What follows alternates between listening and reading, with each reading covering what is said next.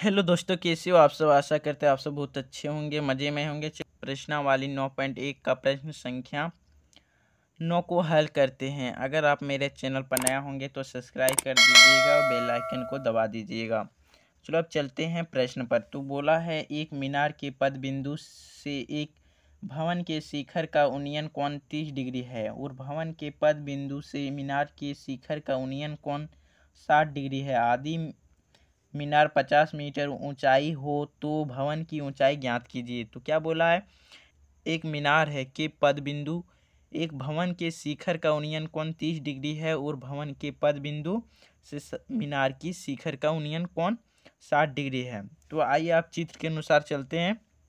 तो क्या बोला है, मीनार 50 मीटर ऊंची है। तो हम क्या पता, जो सबसे ऊंचा होगा वही मीनार मानेंगे। मीनार दिया हुआ है 50 मीटर ऊंचा है, तो हम इसको लिख देंगे 50 मीटर ऊंचा है क्या, मीनार। ठीक, इसका नाम भी लिख दिए मीनार। या क्या हो जाएगा, भवन हो जाएगा। इधर हम भवन लिख दिए। ठीक, जो बोलता है कि शिखर भवन के शिखर का उन्नयन कोण 30 डिग्री है, मतलब भवन ए वाला हो गया तो इसका कोण कितना बन जाएगा, यहाँ 30 डिग्री दिया हुआ है। ठीक, बोला है फिर भवन के पद बिंदु से मीनार के शिखर का उन्नयन कोण 60 डिग्री है, मतलब मीनार का शिखर का उन्नयन कोण कितना डिग्री है, 60 डिग्री है। ठीक, तो मीनार की 50 मीटर ऊंची हो तो भवन की ऊंचाई ज्ञात करना है। हमको क्या बोला है, भवन का ऊंचाई ज्ञात करना है, यहाँ से यहाँ तक की ऊंचाई। तो हम इसको क्या मान लेते हैं, एच मान लेते हैं, ऊंचाई एच। ठीक, तो इसको आप नामांकन कर लेते हैं। तो ए बी सी डी। ठीक, यहाँ कुछ नहीं है, इसको एक्स मान लेते हैं। ठीक, आइए अब हम हल करते हैं। चित्र अनुसार हम लिख लेते हैं। लिखेंगे माना कि ये भी एक भवन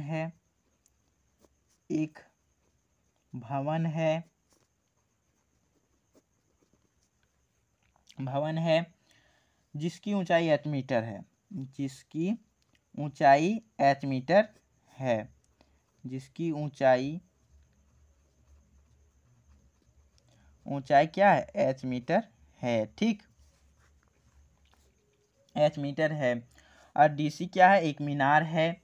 लिख लेते हैं DC एक मीनार है, एक मीनार है जिसकी ऊंचाई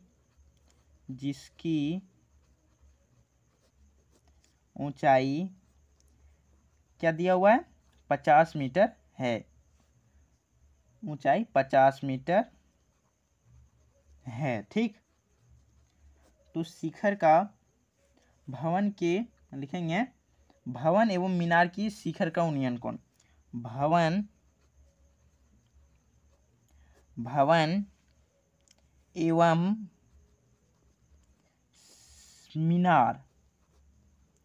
मीनार के शिखर का उन्नयन कोण।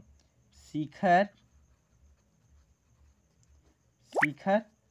का उन्नयन कोण। ठीक, क्रमशः कितना डिग्री दिया हुआ है, क्रमशः 30 डिग्री एवं 60 डिग्री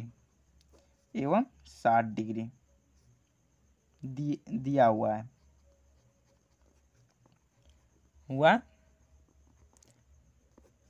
ठीक, अब हमको निकालना है क्या, ऊंचाई बोला है तो h। तो आइए हम अब चलते हैं। ऊंचाई निकालने के लिए क्या करना पड़ेगा हमको, अब कौन सा सूत्र मानना पड़ेगा जो कि निकलेगा, लंब बटे, जैसे कि यह कौन सा त्रिभुज देखने को मिल रहा है, या एक समकोण त्रिभुज देखने को मिल रहा है। तो हमको क्या बोला, h लंब और आधार, हमको लंब निकालना है। तो ये सी बी बराबर 60 डिग्री एवं कोण DBC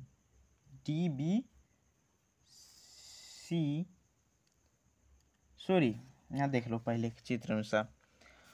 कौन ए बी सी, तो हम यहाँ लिखेंगे कौन ए बी सी 30 डिग्री, ठीक है ना, 30 डिग्री, 30 डिग्री। तो कौन डी बी सी बराबर 60 डिग्री, ठीक।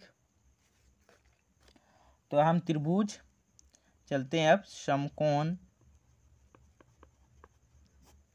त्रिभुज ए बी सी में, ठीक, ए बी सी में।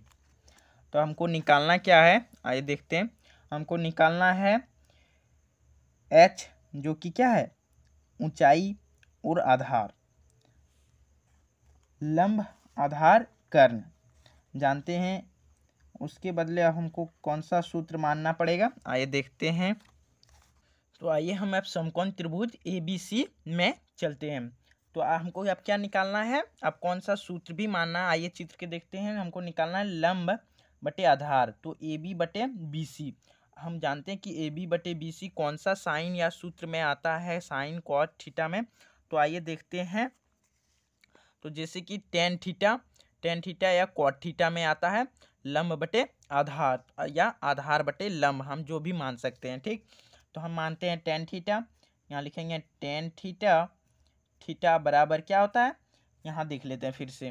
टेन थीटा ये बी बटे बी सी, क्या लिखेंगे, ये बी बटे बी सी, ठीक, ये बी बटे बी सी। तो टेन थीटा थीटा की जगह हम क्या मानेंगे, 30 डिग्री, 30 डिग्री बराबर ये भी हम क्या माने थे, यहाँ देख लेते हैं। ये भी क्या माने थे, एच, देखो एच माने हैं, अब बी सी क्या माने, एक्स, ठीक। तुम यहाँ लिखेंगे क्या, एच बटे एक्स। तो टेन 30 डिग्री का मान क्या हो गया, अभी तक तो आप लोग का भी याद हो गया होगा, 1/√3। तो लिखेंगे 1/√3 बराबर एच बटे एक्स, क्रॉस मल्टीप्लिकेशन गुना, तो क्या होगा, एक्स से 1 को गुना करेंगे तो एक्स, और √3 को गुना करेंगे क्या आएगा, h√3। ये क्या मान लेंगे हम, समीकरण 1 मान लेंगे, ठीक। तो मेरा पास क्या निकल कर आ गया, x बराबर h√3, ठीक। अब चलते हैं हमको कौन सा, समकोण त्रिभुज लिखेंगे, पुनः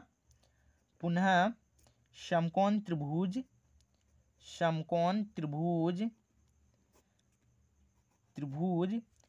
डी बी पुनः समकोण त्रिभुज डी बी सी में।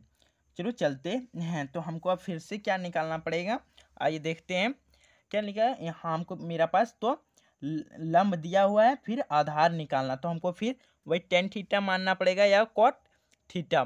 तो हम क्या मान लेते हैं, टेन थीटा मान लेते हैं। टेन थीटा बराबर क्या होता है, यहाँ डी सी बटे बी सी होगा। देखो कैसे, चित्र के अनुसार देखते हैं हम। चलो देखो, लंब हो गया डी सी और बी सी आधार, ठीक है ना। तो क्या हो गया इधर, देखो फिर से टेन थीटा की जगह क्या मानेंगे, थीटा की जगह 60 डिग्री दिया हुआ है, 60 डिग्री। और डी सी कितना है, 50 मीटर। देखो डी सी कितना है, 50 मीटर, ठीक। तो हम यहाँ लिखेंगे क्या, 50 मीटर। और बी सी, तो बी सी हम लोग के पास क्या निकल कर आया था, बी सी हम लोग क्या माने थे, एक्स, ठीक। तो एक्स हो गया।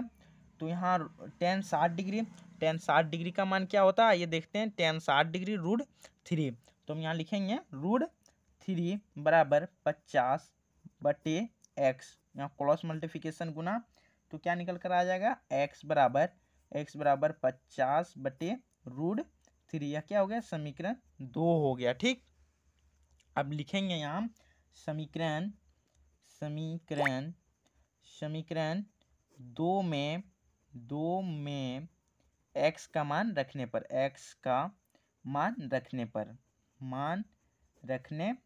पर, ठीक, रखने पर। तो यहाँ क्या हो गया, समीकरण 2 में x का मान रखने पर x मेरा पास क्या निकल कर आया, आइए देखते हैं। एक्स क्या है, h√3। हम यहाँ लिखेंगे क्या, h√3, h√3 बराबर 50/√3, 50/√3। ठीक, तो हम यहाँ क्या कर देंगे, क्रॉस मल्टीप्लिकेशन, गुना इधर उधर, तो क्या हो निकल कर आ जाएगा। तो अगर h√3 इससे गुना होगा, यहाँ कुछ नहीं एक, तो इससे गुना होगा तो क्या आ जाएगा यहाँ, गुना √3 बराबर 50 मीटर।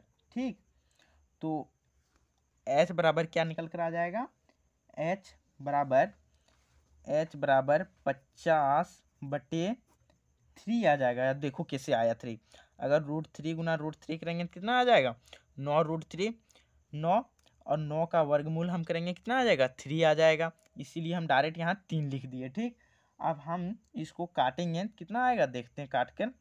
अगर हम इसको काटेंगे कितना आएगा, 3, यहाँ देखो हम क्लोज में दे देते हैं, 50/3, तो क्या आ जाएगा, 3 एकम 3, यहाँ हाथ का लगा 2, एक घर में आया, यहाँ से 0, यहाँ 6, 18, तो क्या आ गया, 6, 18 बच गया, यहाँ 3,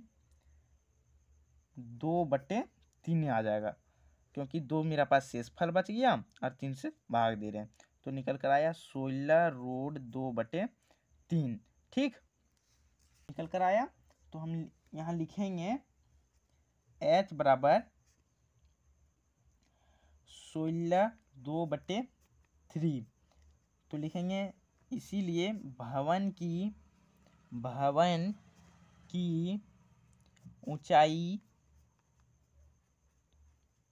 ऊंचाई बराबर कितना, 16/2/√3 लिखेंगे आंसर।